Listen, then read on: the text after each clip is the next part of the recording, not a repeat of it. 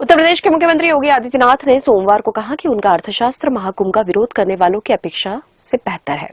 उन्होंने उद्यमियों से पूछा कि अगर केंद्र तथा राज्य सरकार द्वारा 7,500 करोड़ रुपए खर्च किए जाने से अर्थव्यवस्था में 3 से 3.5 लाख करोड़ रुपए का अतिरिक्त वृद्धि हो सकती है, तो कौन सा सौदा सही है। मुख्यमंत्री की यह टिप्पणी राष्ट्रीय जनता दल के संस्थापक लालू प्रसाद यादव के उस बयान के बाद आई जिसमें उन्होंने महाकुंभ को कथित तौर पर फालतू करार दिया था।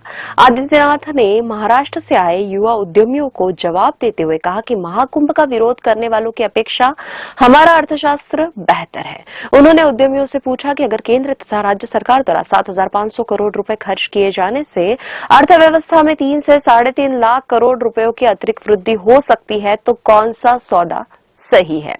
मुख्यमंत्री की यह टिप्पणी राष्ट्रीय जनता दल के संस्थापक लालू प्रसाद यादव के उस बयान के बाद आई जिसमें उन्होंने महाकुंभ को कथित तौर पर फालतू करार दिया था। आदित्यनाथ ने कहा कि प्रयागराज महाकुंभ में डुबकी लगाने वालों की संख्या अगर 60 करोड़ तक पहुंचती है तो उत्तर प्रदेश के सकल राज्य घरेलू उत्पाद में 3.25 से 3.5 लाख करोड़ रुपए की अतिरिक्त बढ़ोतरी होगी। उन्होंने कहा कि अयोध्या, प्रयागराज, काशी, चित्रकूट, गोरखपुर, नेमिषारण में बेहतरीन अवसंरचना है। अयोध्या में सड़क चौड़ीकरण, अंतर्राष्ट्रीय हवाई अड्डा निर्माण, काशी विश्वनाथ धाम के दौरान यह लोग विरोध कर रहे थे, लेकिन जब सरकार ने दृढ़ इच्छा शक्ति से निर्णय लिया तो परिणाम सामने है। एक वर्ष में श्री राम जन्मभूमि मंदिर में 700 करोड़ का चढ़ावा आया। इन लोगों को यानी कि विपक्ष को अभी यह भी बुरा लगने लगा। मुख्यमंत्री ने कहा कि हमने मान लिया था कि आस्था में ताकत नहीं है, लिहाजा दुष्परिणाम भुगतना पड़ा।